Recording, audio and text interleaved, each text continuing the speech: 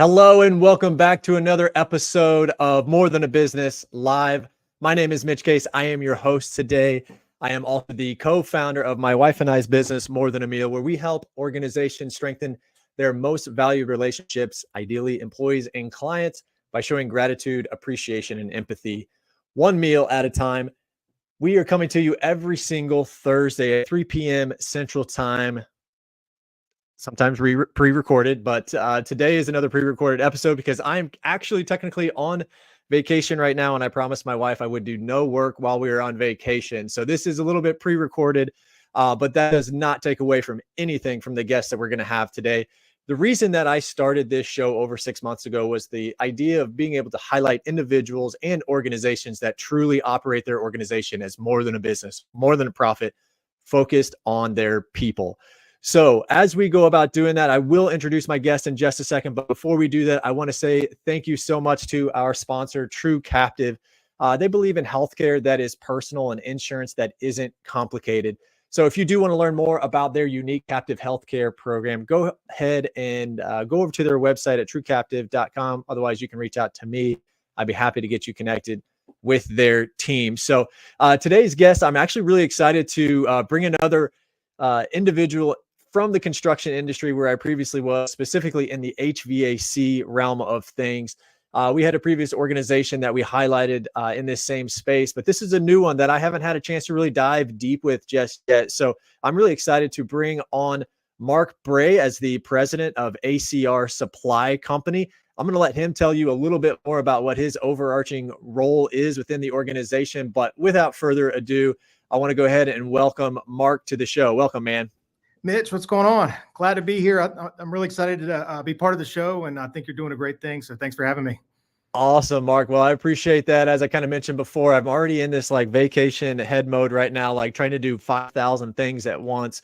But I am definitely going to stay present for this conversation because this is truly one of the highlights of my week every single week. So if you are tuning in live on Thursday when this does air, go ahead and shoot some questions into the comments as Mark and I kind of dive into these conversations. We won't be able to answer those live on the show since this is pre-recorded. However, I can speak for myself, and I think Mark would jump in too. We'd be happy to answer some of those questions as they do come through just through LinkedIn. So with that, Mark, go ahead and give us just kind of high level what it means to be the president at ACR and what in the world do you guys actually do? Well, I'm still trying to figure out what it means to be president at ACR Supply, but I got this role, I guess it'd be 4 years ago. This year is 2020. The pandemic was going on. The owner and president of the time, Troy, looked at me and another gentleman and he said, guys, you two are the future of this company. And next thing you know, we're sitting in a meeting and I'm assigned president and he's assigned chief operating officer. And here we go. So fast forward 4 years, there's days I feel like I know what it is and some days I don't. And so we're getting through it one day at a time, but it's really exciting. And it's a great opportunity and just really fortunate for them to even look at me or consider me for a role like this. Of course. Yeah. Well, the secret's out of the bag. As the older we get, the less and less we actually know. So humble beginnings there, Mark. Go ahead and let us know a little bit more about ACR and what it is you guys specifically do. Yeah. So ACR was founded back in 1977 by L.C. Meacham. So we're almost at 50 years in business, and it's a family-owned business. We're a wholesale distributor, so we don't manufacture anything, and we don't service or install anything, but we provide heating, air conditioning, refrigeration, parts and equipment across the state of North Carolina. So, right on. Well, I'm actually excited to kind of dive into this because the majority of the guests that I've had on the show have been pretty centrally located here, really right around the Kansas City area. And so I know like company culture can maybe change from state to state or city to city, but I'm excited to kind of have this difference between what it looks like from a culture perspective at ACR, which is out in North Carolina, from maybe some of the things that we experience here in the Kansas City area and how those can be the same and maybe differ and both be strong cultures. So we always like to start off the show, Mark, with an impact story. So maybe you've got a personal story of something that you or ACR has done to directly impact a team member, maybe a client, or even a community member in a positive way. Well, culture is everything at ACR, and we really want to drive and create a culture where people actually want to get up in the morning and come to work. It sounds like a novel concept, but Right. we actually have internally an ACR Cares initiative where we take a portion of our proceeds and we have a team, an individual from every team or business unit in the company, and we use it to do good. We want to be a light in the world. We feel that we have a big purpose, and that's our purpose statement is to build relationships, impact lives, and glorify God. And so that's what we do. We just happen to sell HVAC and refrigeration parts and equipment to do it. But it's more than just transactional business, across the sales counter. We feel like we really have a difference or ability to make a difference in the customers we serve, the suppliers that supply our products, our team members that work here, obviously, and then the community outside of the building. And so it's always something going on. There's always community service projects. There's always ACR Cares funds going to somebody who needs it. We've gone as far as building orphanages in Africa. Holy smokes. Okay. So a lot to unpack there. I don't know how deep you want to get into it, but it's a big deal for us. You brought up a really interesting conversation. So, or an interesting topic in the sense that, glorifying God and the work that you guys do is a part of your mission statement. Is that what I understood correctly?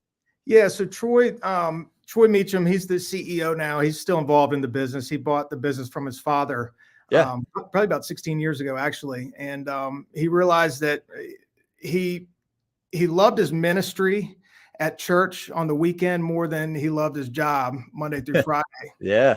And he had a revelation one day that, hey, I can mix these, my work is my ministry. And so at that point he decided, hey, we're going to use ACR as a vehicle to do good in the world. Yeah. We're going to use ACR as a vehicle to make a difference in the lives of the people who work here and the people we come in contact with each and every day. And so it took a long time to kind of get there. And you go from one culture, his dad's culture was kind of old school, top down, command and control, sure. do as I say, but there's people that maybe didn't buy into that. And he had to slowly get them off the bus, but now we have a really strong, healthy culture where people actually care about one another. People actually want to make a difference in the lives of the people we interact with every day. And so it's a special thing, but we just realized that we are a for-profit ministry, and so there's just a lot of good things that we do, and we try and integrate and incorporate into our business in many different ways. Yeah. Well, I think it's really empowering that you guys stay true to what that is. You always hear, like, especially on the social media world and LinkedIn, it's like, don't talk religion, don't talk politics. And, I think there's different ways that you can go about that where you can still stay true to who you are as an individual. I am kind of curious, like, what have you experienced as having, glorifying God in your statement for your organization? What has that done for, like, morale for the individuals that come into your organization? What has that done to maybe even, like, boost motivation or drive or engagement? I'm just kind of curious from your guys' perspective, because I've not come across a company that has that in their mission statement, that could be something that, an organization staying true to that can really have a deep impact. Yeah. So I can speak for me personally. When I first started at ACR, and this is my 16-year anniversary date, by the way. So today? Today is. It's been 16 years. Happy anniversary. Thank you. I appreciate that. It's flown by. Had no idea that I would have all the opportunities or be where I am or even who I am as a result. But I thought I would be here for 2 years. I was like, I'm just going to go there. I was a warehouse manager, and I was like, man, this little old company, I don't know what kind of opportunities and things are going to have. I always worked for larger distributors. And I came in and I started to buy into the culture, and I started to realize that, hey, Troy and the people around me, they really care about me, really care about my development. And I don't know. It's just, it was always been like, hey, I'm learning, growing here. I'm having a lot of opportunities I wouldn't have had otherwise, personally, professionally, spiritually, financially. And so it's just been a good, solid experience for me. And so, when you come in, even if you have a faith-based background, I grew up going to church. I wouldn't have considered myself religious, and it's okay. Don't need to be to work here, and you still don't. We have a lot of people that are non-believers or atheists or Muslim. other backgrounds, but it does draw people, if you are into church and into spirituality, into the Christianity, it definitely draws like-minded people, because you're right. Most people don't hear about that or, see that on a mission statement anywhere. And so Troy has never been scared to put that out there, and which is very admirable. And I think more often than not, people respect it, even if they don't agree with it. So that's the thing for us. All we ask is that, you don't have to be a believer, but you have to understand that that's the foundation of who we are. And we're going to run our company on these values. And so which really just be nice to other people, be kind, be a good person. The golden rule, right? We're not really, you don't have to participate in Bible studies and things. And people have that, that work here. And there's always that stuff integrated into what we are and who we, who we're being. But it's not like you have to do that or be that to work here. But for me, it's made a huge impact. We've got a corporate chaplaincy program. So we've got a chaplain that comes around. Oh, really? Okay. Yeah. A lot of people have stuff going on in their lives, and they just don't, they don't have a pastor. They don't have a close friend. Maybe it's something going on with their spouse or something like that, or they don't want to go to their boss about it. So they don't have somebody to talk to. We have this chaplain that'll go around once a week, and you can call him up if you're having downtime, you're having some questions, you just need somebody to love on you, encourage you, whatever it might be, just listen. Those people are there. So those are the type of things we do, and it makes a big difference. That actually kind of leads in well to kind of the next question, as far as like when we start talking about, ACR and the work that you guys do and what truly makes it more than a business. I think what you've even alluded to with the core values, just being in general, and the thought of like truly helping individuals and caring for each other. And then having this chaplain, I imagine that's some sort of benefit or perk from within the organization that is provided, and it allows for different avenues to maybe talk about the things that we shoulder as we walk through the door that maybe we don't want to share openly with our team members and leadership, but it absolutely impacts our effectiveness, our energy, our efficiency in the work that we do. So what are some other things from ACR or just in general, I want to say, that like truly makes it more than a business? Well, again, we really want people to grow. We don't want you to just come in and be the same person. We want you to be able to look back, whether you worked here for 3 months or 30 years, and say, hey, my life was better off because I was a part of the ACR family, because I worked at ACR Supply. And so we do a lot, and especially right off the gate, there's a lot of books and things that you have to read as part of the onboarding process to help acclimate with the culture. We have a Financial Peace University, a Dave Ramsey program. Yep. We offer to every new hire. Now, we're not trying to get anybody's finances. We don't need to know what tell me where you're at financially, and then you're welcome in. Nothing like that at all. But a lot of people don't have any kind of financial training or planning or really know what to do with their paycheck. Yeah. A lot of people have a lot of debt, and that's reality. And so to give people that just life skill training, like financial planning and how to budget, they may have never gotten that. And it's game changing for a lot of people. They're getting out of debt, and so if people are getting out of debt, if they're not bringing financial baggage to work, they got a chaplain they can call, help navigate through personal baggage. I mean, all the people are getting better and better and better. We get everybody going through Crucial Conversations training, and I don't know if you read the book Crucial Conversations. I have, yeah. Yeah. So Troy and myself are certified to teach it, and it's a big deal. Wow. So you guys went through the entire certification so that you could help lead that? Yep. So we do it all in-house, and we train our team. We got another one coming up in a few weeks, and I'll be leading our team through that one. But we take, 10 or 12 people from all of our stores, and we'll sit them down for 2 days, and we'll go through the Crucial Conversations training. Now think about that. If you have conflict at work and you can get people that can communicate and have some training and understand what to do, or understand, how to think or how to go about it, it can be life-changing. And what happens is they say, well, hey, this helped me at work, but man, this has really helped me at home with my wife or my kids. Yes. So just little things like that. We always try and just make people better. And if people are growing, not only with the product training and the things that help us sell HVAC stuff across the counter, if they're becoming better people, then that's a big deal for us. And again, we want people to be able to look back when they retire or whenever they leave ACR, or even if they stay at ACR to say, hey, I'm better off because I work there. Man. Okay. So you're hitting on a lot of topics within my own house with my spouse, just even recently. And it correlates really, really well in the sense of we're going through this busy season of life with a 6-year-old, a 3-year-old, and a 2-year-old. And we're very focused on this. The idea that we always kind of hear is like, hey, you have these kids, and then 18 years later, they're out, and now you're married to this stranger, and you haven't dated your spouse and all this kind of stuff.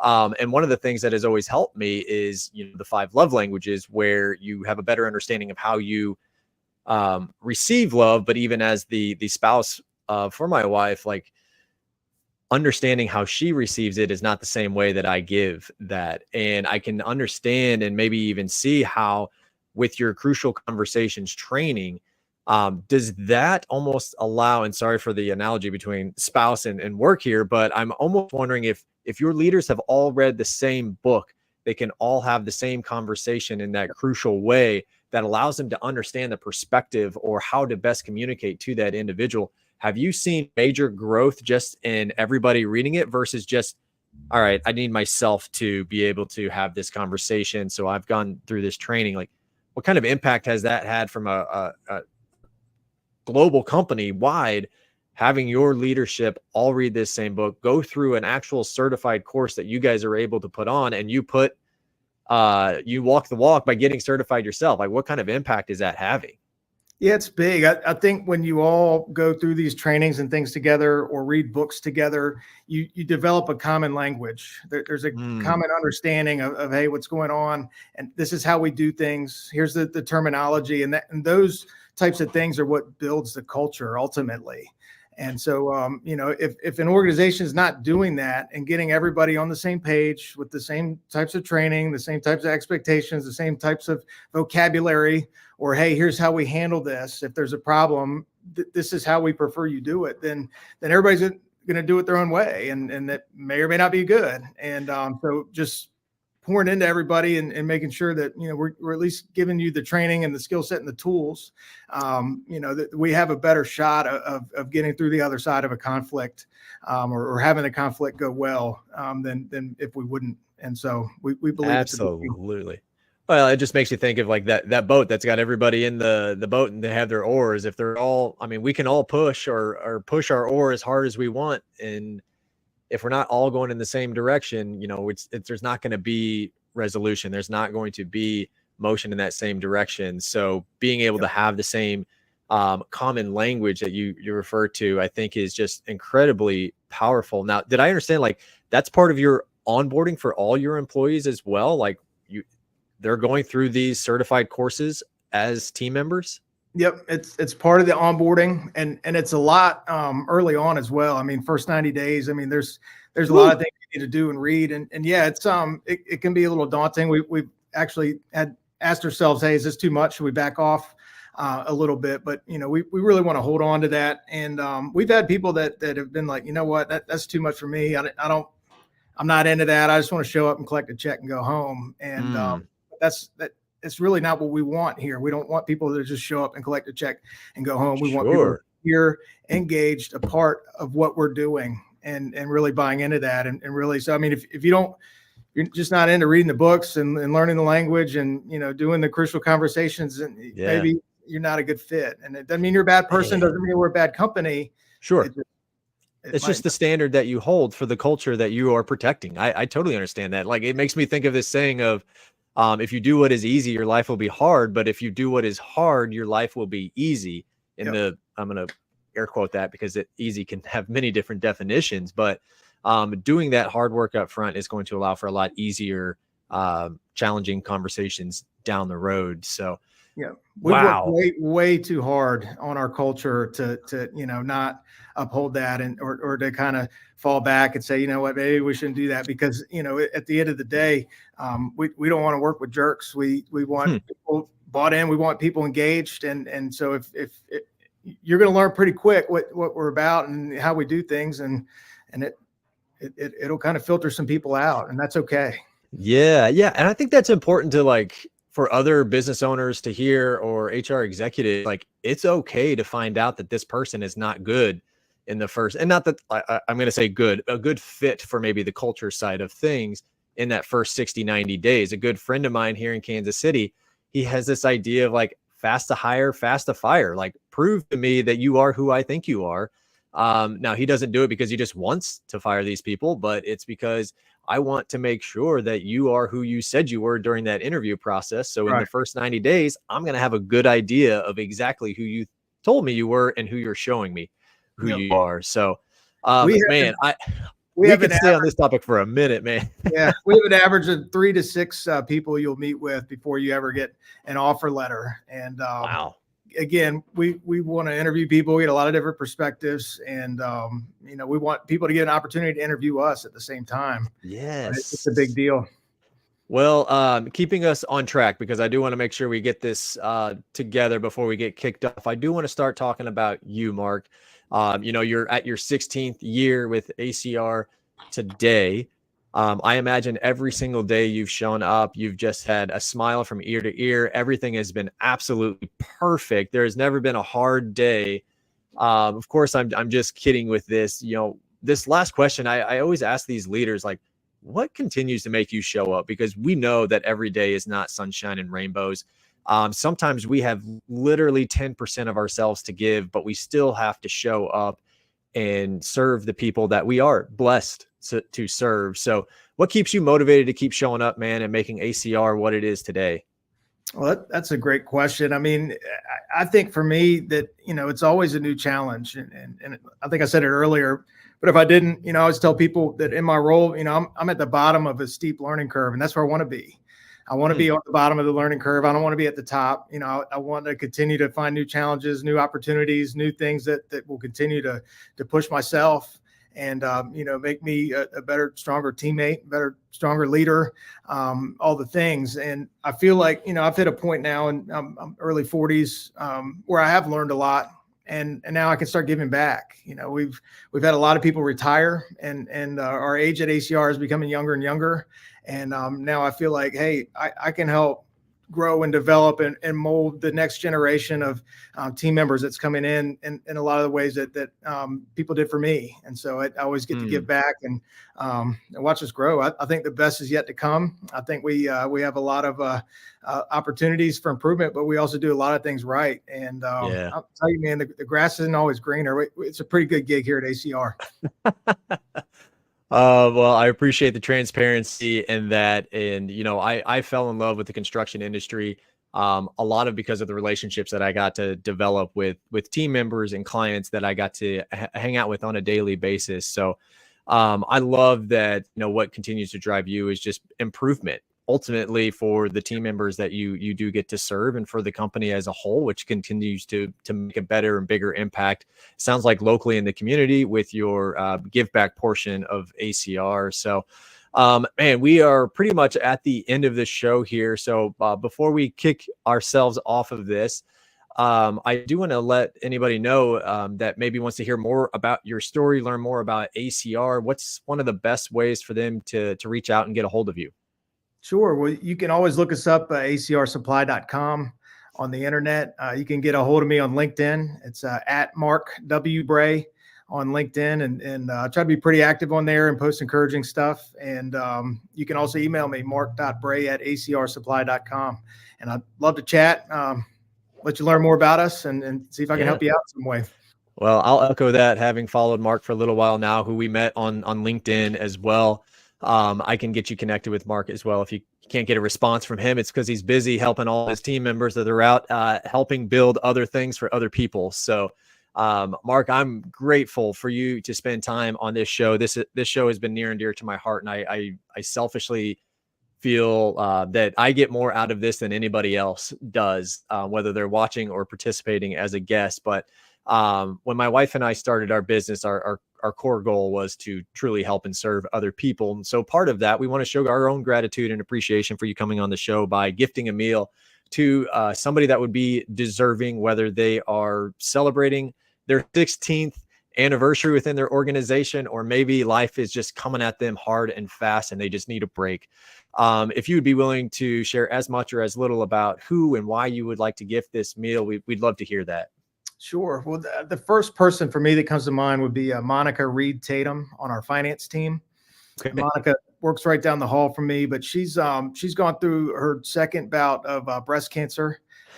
She had a really rough year, just overcoming all that surgeries and radiation procedures, all the things. In the midst of that, her apartment flooded. She had to move out and then back in, and she still has more road to go. But all through it, she's remained positive, and she just is this beam of light. She just loves people. She's just one of these magnetic people to be around, and she's been an inspiration to me, just seeing her go through all this yet still stay positive and still have her bubbly personality. It's amazing. And so if anybody deserves a meal and a night off of cooking, it would be Monica. Well, let's go. Well, I am incredibly excited to help serve in that small way for Monica and just the battle that she goes. So Monica, if I never meet you or speak with you, I continue that battle. We'll be praying for you for a healthy and quick recovery on that end. And we hope this meal does give you that time off and well-deserved recognition for the smiles that you bring. Not only Mark and myself right now, but the team members that you get to encounter with it as well. So Mark, we'll touch base off line here to make sure that we can get that over to Monica here soon. But with that, we have reached the end of the show. We have done it, Mark. So I appreciate you again making the time to come on here and share a little bit more about ACR. I highly encourage anybody that does tune into this now or later to connect with Mark and hear more about the work that he is doing as he continues to grow ACR in the North Carolina area. So with anything else, Mark, you want to maybe share before we take off? No, I just hope everybody can take their business and use it as an opportunity to do good in the world. It's a big deal. I love that. And I think we can end with that. Your business can be a way to truly help and serve people in a very, very positive way. So with that, continue to strengthen your relationships with those team members and employees. And we will be back next Thursday at 3 p.m. Central Time. We're going to be bringing on Adam Campo, who is with a company called J-Tech. So they do water solutions, water chemistry, and all that kind of stuff. Mark, you probably want to tune into that one, hear more about some of the water treatment side of things. So with that, we'll see you guys next Thursday at 3 p.m. Central Time. Mark, have a good one. And with that, we are out. See you guys. Take care.